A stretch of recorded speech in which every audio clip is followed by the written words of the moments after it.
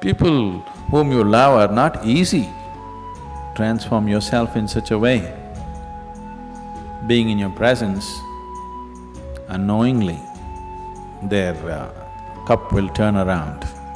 As far as your spiritual process is concerned, anyway you're alone. Namaskaram Sadhguru. I'm in a relationship with a very bitter person who is not interested in spirituality. How can I handle my relationship without losing my way on the spiritual path? If your concern is your spiritual growth only, then if you have a demon for your partner, that's the best thing. But your partner, your husband, wife is not just about spiritual growth, you also want to have a pleasant life in the family. Then you have to choose someone whom you like, but any human being on the planet, there is something that you don't like about them, isn't it so? So you use that part of it for your spiritual growth, and the rest of it you enjoy. Just as life. So if your intention is to have a good family, then some rapport is needed between two people, otherwise it won't work. Especially if you have produced children, then rapport is must, otherwise you'll foul the new life that's come up. If you create a foul atmosphere, you'll foul up the new life that is coming up. Nobody has any right to do that actually, but people are doing it. But no human being has any right… You can mess yourself up as much as you want, that's up to you. But you can't mess up a fresh life that's just coming up. So, if you're looking for good life, family life, then one has to find rapport. And that rapport means some areas of commonality at least. But if you're looking for spiritual life, it doesn't matter what kind of person he is, you can use everything for your growth, everything for your growth, if that's all your focus is. But generally your focus is both ways, you want to have a little bit of that and a little bit of this, so mixed fare. So it gets a little complex. So, to build a rapport takes effort, takes compromise, takes love,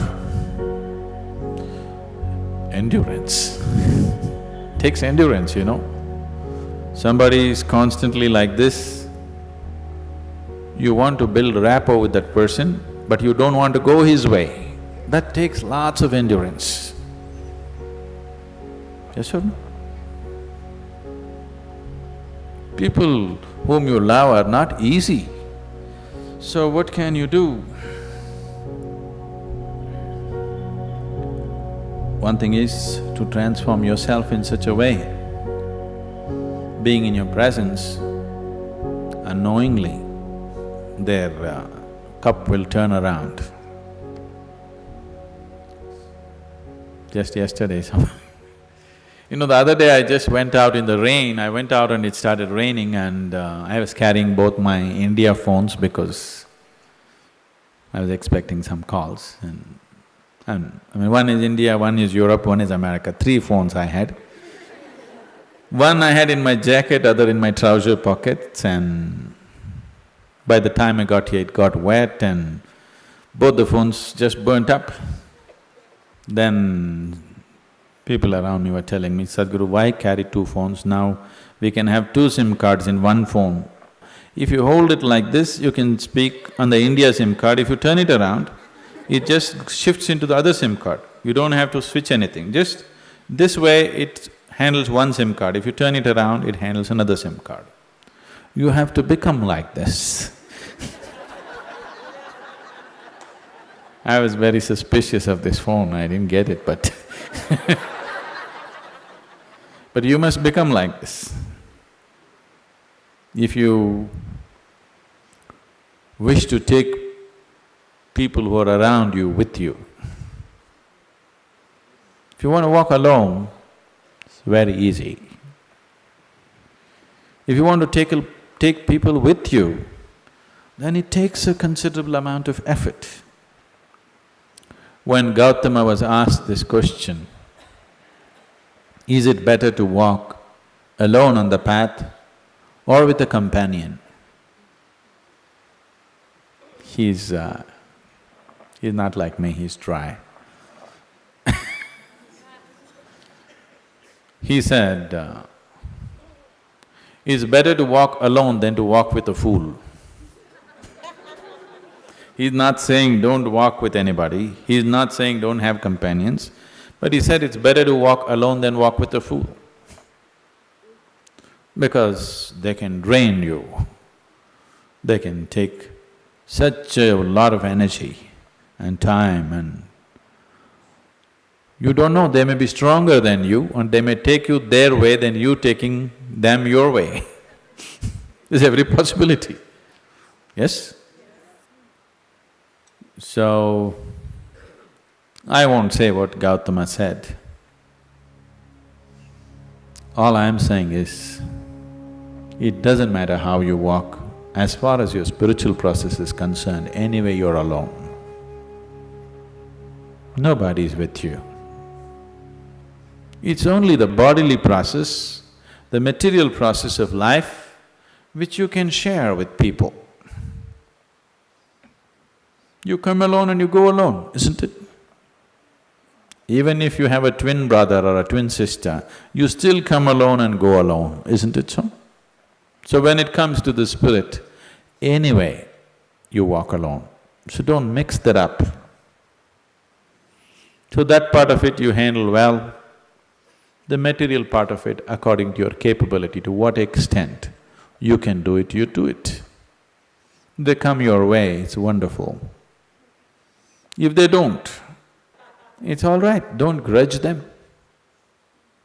It's just that you don't have to go that way. Maybe someday, when the doctor tells you your liver is in a bad state, he may seek divine, you know. Yes? Have you seen people who are walking in the morning? Not everybody, there are certain type of people, these are all over 50, 55 age group people. They have become lean and they're walking briskly every day, religiously they are there. These are all people who generally had a cardiac problem. They almost died. Then their doctor told them, either you do this or you're gone. Now their walking is like a religion. Not Sunday morning, every morning. Have you seen those people? Suddenly they transform, they eat properly, they do everything properly because the fear of life and death has come. So different people need different kinds of impetus. If you're sensible, you learn by just looking. If you're not sensible, you learn by thrashing. Life will thrash you. The material part of your life is never 100% proper, it never can be. Isn't it so? Is there any family which is a perfect family? Is there any relationship which is a perfect relationship?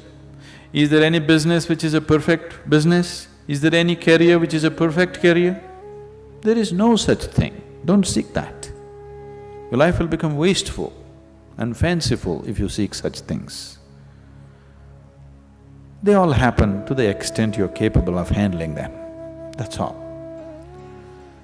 So, you make sure the spiritual part of your life, you handle it 100% properly.